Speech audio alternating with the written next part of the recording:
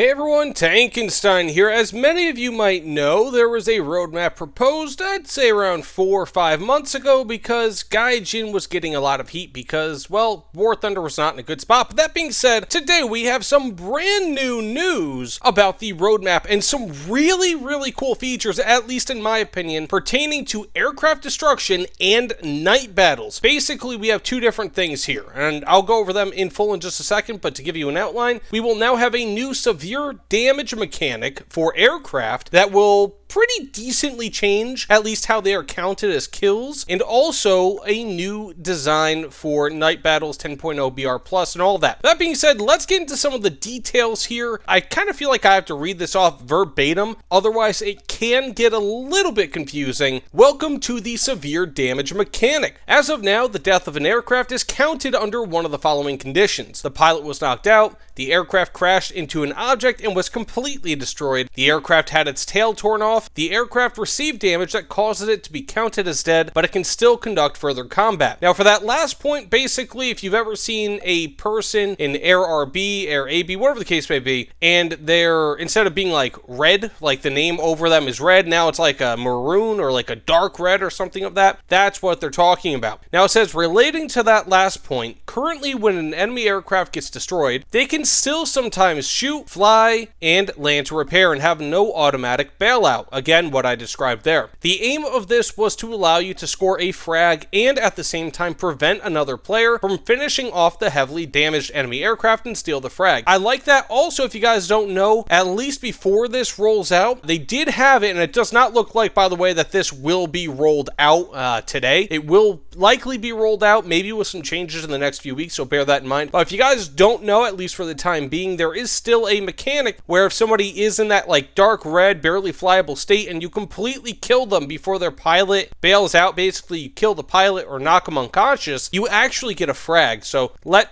that be known, or rather an assist. Now it says, we'd rather not count the aircraft as destroyed based on guesses, but instead would like to leave you the opportunity to attempt to control a severely damaged aircraft until it's either completely destroyed or returns to the airfield to repair. However, with different game modes, aircraft control options, player experiences, and the number of aircraft in the game, there hasn't been a single system that could reliably and accurately determine this state. Due to this, we're proposing to remove this mechanic from the game and instead replace it with the severe damage mechanic. How will this work? If an aircraft is damaged to the extent where it would have been counted as being completely destroyed previously, despite still being able to fly, shoot, and land to repair, this new mechanic will count it as being severely damaged. No destruction or death will be credited until the severely damaged aircraft is further finished off. So pretty damn cool in my opinion, but there is much more to this. If you severely damage an enemy aircraft and then further damage them enough to the extent that they are now classed as destroyed, you will receive rewards that mount up to how destroying an enemy aircraft was previously. In addition to this, if you severely damage an enemy aircraft but did not destroy them because they flew away, for example, you will not receive a destruction but instead receive a new reward called severe damage. The amount for this reward is slightly less than the reward for a destruction. When a friendly player finishes off an enemy aircraft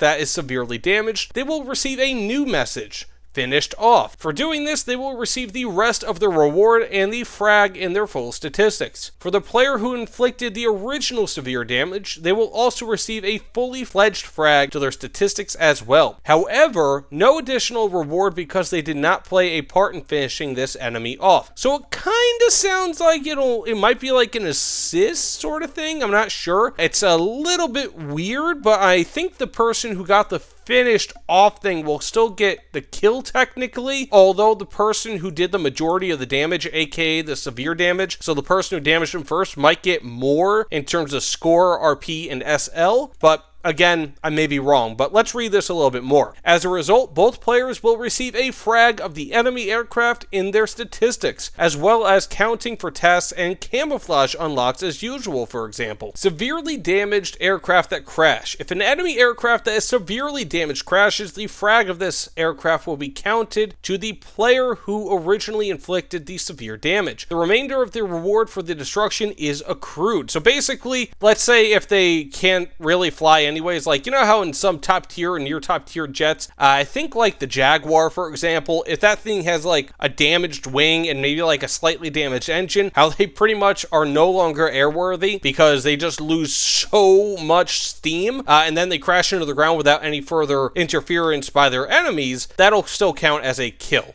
That's what it sounds like. Now it says when the battle finishes, aircraft that are still severely damaged will be counted as destroyed with the frag given to the player who inflicted the severe damage. So basically, if you're flying away or something and the match ends just out of nowhere, then you will have been counted as killed and the person who damaged you will have been counted as the killer of you. It says the player who was severely damaged will have a death credited to their stats, like I just said, and the remainder of the reward for the destruction will be accrued to the player who inflicted the severe damage. This is to avoid players who get severely damaged to climb high and fly away to avoid being destroyed. Now, of course, it says, let us know your thoughts on this proposed design feedback. As we mentioned, this proposed design is not final. If the majority of you like it, we will keep it as is explained. However, if you dislike it and have suggestions, let us know so that we can make adjustments if necessary. So you guys hear that? Go to the forums if you do not like this. If you do like it, whatever the case may be, let them know your opinions because they are actively working on this new mechanic. Of course, there is no sort of date for them to release this, but being that this is part of the roadmap, there's a good chance it should be released, I would say, by next month, maybe by the end of 2023. So they are actively working on this. So here we are with night battles, and this is not as big of a deal as the severe damage mechanic in my opinion, but it's still really cool how they are laying this out. And they did initially mention this in the roadmap, and they actually took out night battles from War Thunder for I think the last few months. So probably for about the last 4 months we've been without night battles, largely because they've been setting about reworking them. So let's just get into it here. It says night battles will be selectable in the game mode screen. From here you'll be able to enable or disable the participate in night battles option. Night battles will only be available in ground realistic battles or ground RP, and the option to participate in them is enabled by default. However, having this option enabled does not necessarily mean you'll get into a night battle. This is because you'll be put into 2 queues, for regular battles without night and for battles with night. Well, you'll have the chance to get into both. The chance of getting into a night battle will be approximately the same before night battles were turned off. Now it says here, night battles will only be available to 10.0 BR and above, where the vast majority of vehicles have night vision and thermal vision. So that's really cool. I know that there were a lot of people that were upset about it. I think like the previous ceiling, or the floor rather, was like 7, maybe up to around 8.0 BR, where not everybody got night vision, or night vision would be like a higher ranked modification. So even if you did get it in your vehicle, it would be further down the tech tree. So at 10.0 BR, pretty much everyone has it. So that's pretty cool. Now it says if you have the participate in night battles option enabled and play a night battle, you'll be able to earn rewards. These rewards are purely cosmetic and are focused on night. For example, night vision goggles as a decoration and a loading screen of tanks fighting in the dark. The full list includes a loading screen, titles, a decal, 3D decorations, and player profile icons. The progress for obtaining them is shown in the same area where you can switch night battles on or off. So that's really cool. You will be rewarded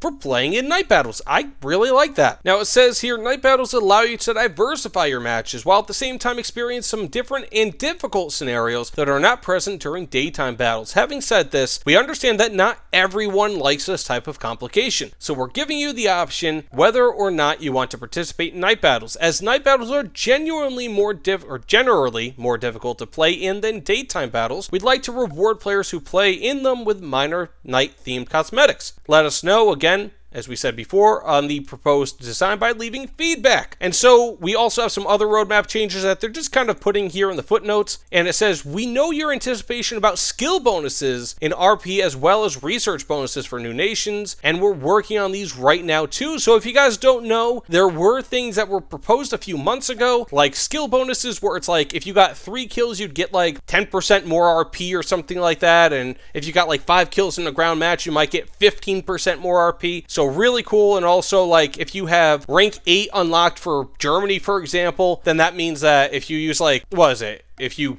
grind through Israel rank 8, I think you should get more RP, if I'm not mistaken, something like that. Like, or if you have an equivalent rank, you'll be able to grind through X or Y rank with a new nation a little bit more quickly. I'm pretty sure that's more or less what that is. But that being said, let me know what you guys think about this in the comments below. This is a really, really cool thing. I think that the severe damage mechanic will work out by giving people more SL and RP. I do like that, and it will also give people the chance to get back to base and repair, because I mean, there have been many times where I've landed back at base and it's just like, oh, your plane is too damaged to fly off or to repair, or, you know, I can still control the plane and it's forcing me out. So hopefully this evens that out a bit. And also the night battles thing is really cool by getting cosmetics, cool loading screen and all that. Why the heck not play it every now and again, right? But either way, thanks again, and I'll see you all on the other side. Take care, everyone. Oh, and by the way, I got my hard drive working, so everyone who suggested XY thing in the community post, thank you so much. See you all again on the other side. Take care, everyone.